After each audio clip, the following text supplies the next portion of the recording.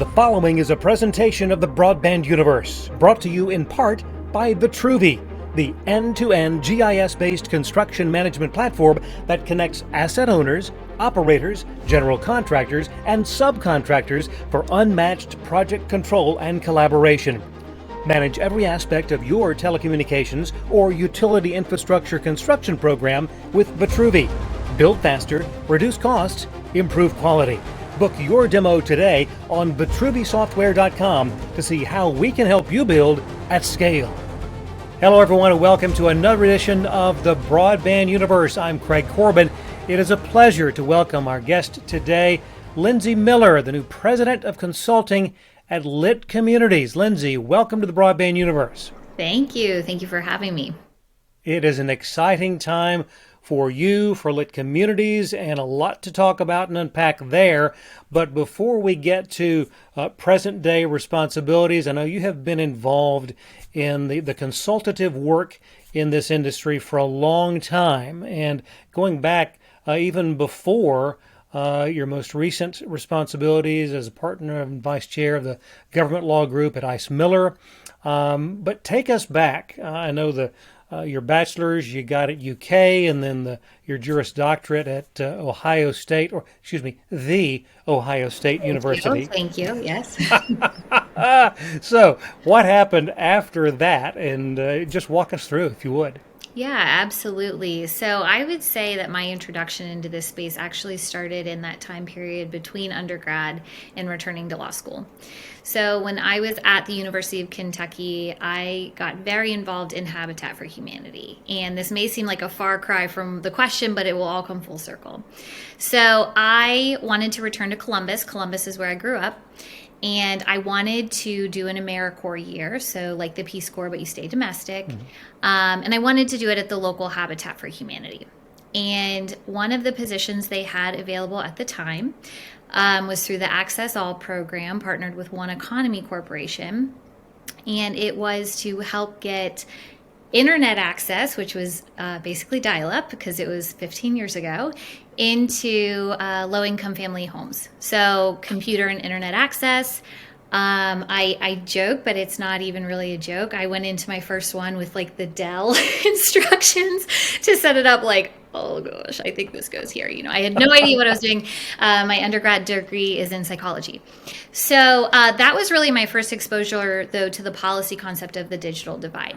And even at that time, it made sense to me. It made sense why those who have access to technology, the skills to use it, the means to afford it, are going to be advantaged, even in that day and age. Long story short, I just stuck with that policy concept, even going into law school. So I did my first summer in law school at the Federal Communications Commission under former Chairman Janikowski. Right. At the time, they were starting Connect to Compete. So I was fortunate to be on the task force that helped really get that going and launch that. I ended up working remotely for the commission then from Columbus to help stay involved in that effort. I worked briefly for a computer refurbisher, and then after law school, and I will say I also got my master's from the Ohio State University in public policy, I joined Connect Ohio. So Connect Ohio is the state subsidiary of Connected Nation, and they originally brought me on part-time in law school to help write grant applications. From there, about a week before I took the bar, I got a call and I was offered the position as policy counsel for Connected Nation. So I was overseeing policy efforts in Ohio, Michigan, Minnesota, Puerto Rico, and then working on their federal team. Did that for about 2 years, and then I did take over as executive director of Connect Ohio. It was in that role that I was at an event in the city of Dublin and was introduced to partner Greg Dunn at ICE Miller, and he honed in on the fact that I was an attorney and I worked in broadband, which was hard to find and is still somewhat hard to find in Columbus. And so he recruited me into ICE Miller. So really, my experience in this field has spanned nonprofit to government to private sector, and I really try to lend all of those experiences to the consulting work that I do now. Which provides a phenomenal foundation for what you're doing now in the role of president of consulting with Lit Communities. And it's obvious that you jumped in with both feet from day one with this. And obviously it's a passion. Yes. And when one sees the impact that connectivity makes for individuals, for communities. It is life-changing, transformative, and that is a big part of what happens when Lit Communities comes into areas. And I know that a big part of what you have done is working with municipalities in all the many facets of embracing the world of broadband. Walk us through, from a 30,000-foot perspective, what you'll be responsible for with Lit Communities. Sure. So, as we talked about in an earlier snippet we did, I've known Lit for a while. So this was a very natural transition for me. We've partnered on several community assessments, and I was introduced to them several years ago, actually at a Shelby Schools Health Libraries Broadband Coalition event. So it has been very natural, and it has enabled me, to your point, to really hit the ground running. It kind of feels like I've been here a lot longer than I have. But in this new role, so looking at the community assessment side of things and the consulting arm of what Lit does is working with communities as they try to figure out where they are today, where they want to go in terms of connectivity, how they can get there, and also how they can pay for it. And this type of consulting work has been out there, don't get me wrong, there have been broadband consultants for a long time, but there's been a huge paradigm shift in the market with the COVID pandemic. We talked about this before, it really unveiled for a lot of folks what those ongoing gaps are for connectivity. But what has also changed, which is extremely significant, is now there are funds, an unprecedented amount of funds, that flow to units of government to help solve these issues. So whereas for a long time, broadband in and of itself was a reactive technology, if you were a community, you had to wait until you were told that a sufficient return on investment was there to make the investment. Now, communities have the opportunity to actually invest and encourage build out in their localities, whether that's financially or through expedited permitting and things like that. While that is really exciting, I think that's also overwhelming. I would be overwhelmed by that. Sure. Most of these units of government, they don't have a broadband department. Maybe they have someone who's techie or who has been working in broadband, but a lot of them don't have the personnel infrastructure to help figure this out, help figure out where these dollars go. So that'll be part of my role, is working with those governments, with Lit's team, to help guide them through that process. And it is such an important education for the people that you talked about, because when you talk about something being overwhelming, there are so many components that have to be considered when looking at this move. But for many units of government, it is not any longer a luxury, but a necessity when looking at the long range outlook with regard to the economics of remaining viable in today's economy. And so there are so many examples of those who have done it and done it well, those who have missed the boat. And so that's where the importance, I think, of having good guidance from a consultative standpoint is so amazing. And I know that when we look at beginning the process, assessing things, the community assessment is a big part of that process. Talk about that, if you would. Sure, absolutely. So, to a point you just made a minute ago, really what we're talking about here from my perspective is economic and community development. So if folks have heard me speak before, I often say broadband is not Field of Dreams. It's not. It's not if you build it, they will come. But what we do know is if it's not there, people will probably leave. Maybe not today, maybe not tomorrow, but in future generations, it will be hard to maintain and develop your community the way you want to.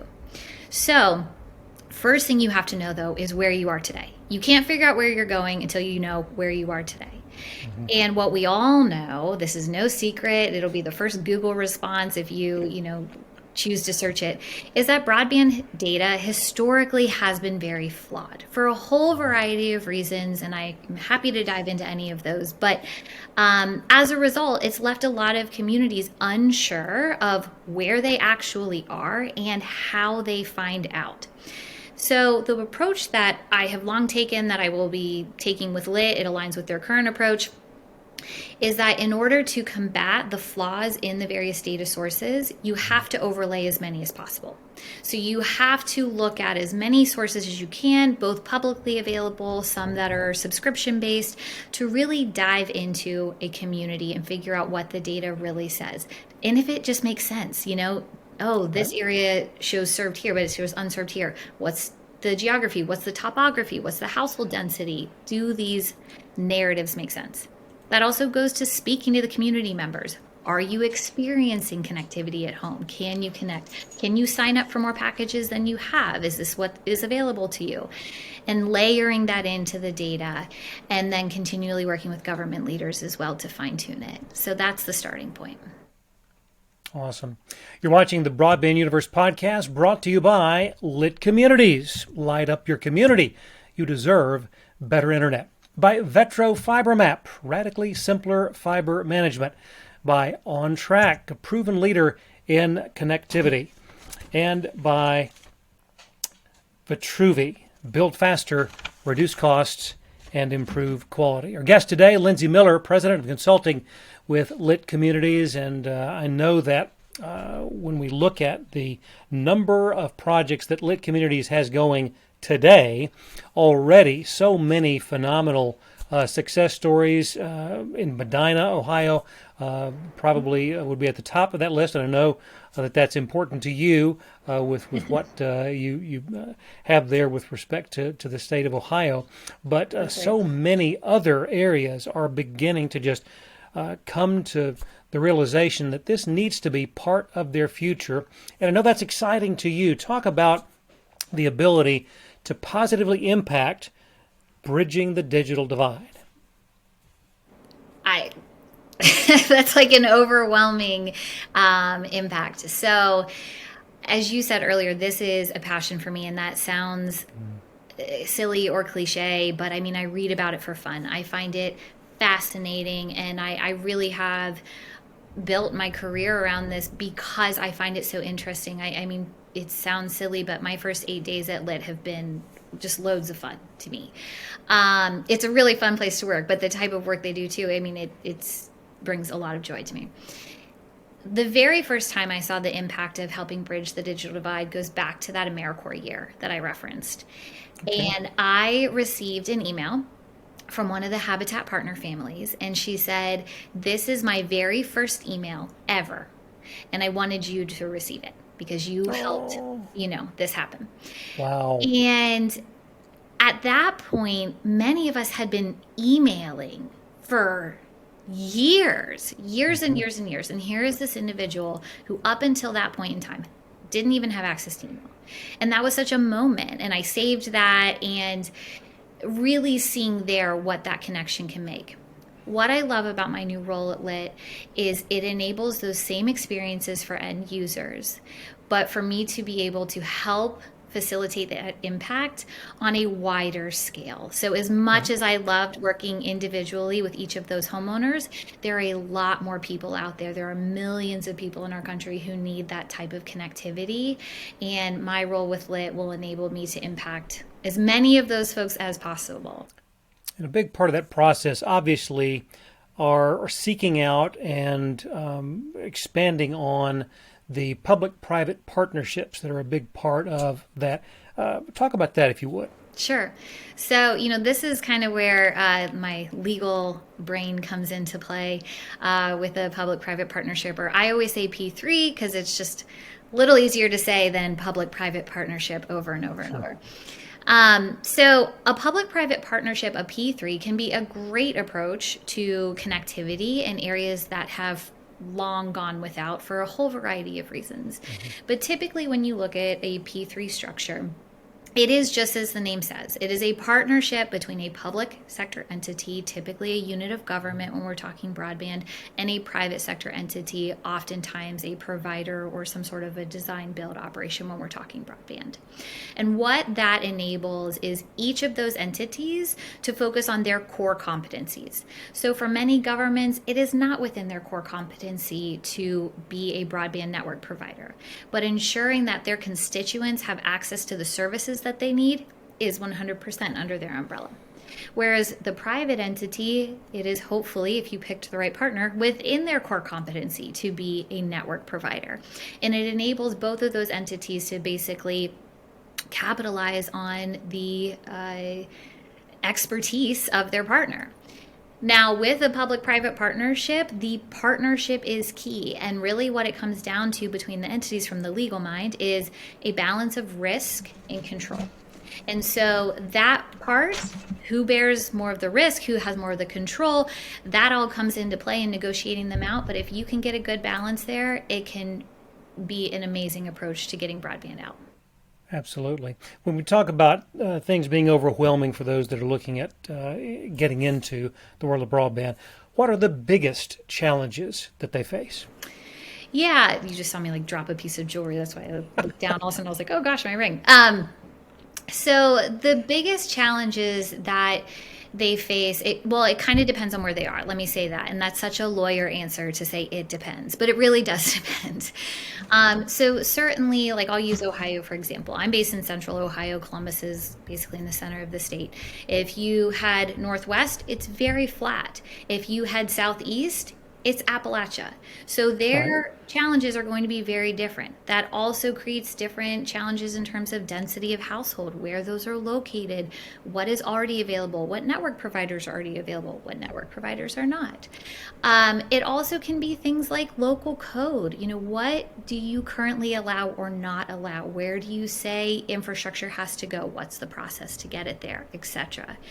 And I think the other thing then, as I referenced earlier, is now too, bearing all of these things already in mind, now there is funding that you are charged with potentially doling out, staying compliant with the federal government, which in and of itself can be overwhelming, and making sure that you're essentially getting your most bang for your buck in terms of long-term, future-proof, as we say, connectivity for your community, because this is once in a generation funding. And so making sure that it's used in the way that'll best benefit that community for years to come, that's exciting. And like I said earlier, overwhelming. Right. When you look at where the broadband world is today and the referencing the immense amount of funding that's available, the interest in utilizing that. Take out the crystal ball, move 5 years down the road. Where do you think we'll be at that point? Oh gosh. Okay, 5 years down the road, 2027. That is hard to say. In my ideal, though, how about that? Where do I want us to be? I like it. Yeah. What I would like to see 5 years down the road is a couple things. One, the federal middle mile notice of funding opportunity, the NOFO for that under the Infrastructure Act, that's out right now. That is due at the end of September. I would love to see our states across the country have the middle mile infrastructure that they need statewide to ensure that last mile networks can be more easily facilitated. So first and foremost, we need more of the networks that connect the networks. And 5 years from now, with the IIJA funding for that, I would like us to be a lot further along in that. Some states are doing a great job. In Ohio, we have the Ohio Academic Resources Network, or ORNET, but there's always going to be a need for enhanced middle mile, especially, and as I talked about, that Appalachian area of the state that I'm located in. So working on that. From there, I personally do not love the differentiation between unserved and underserved.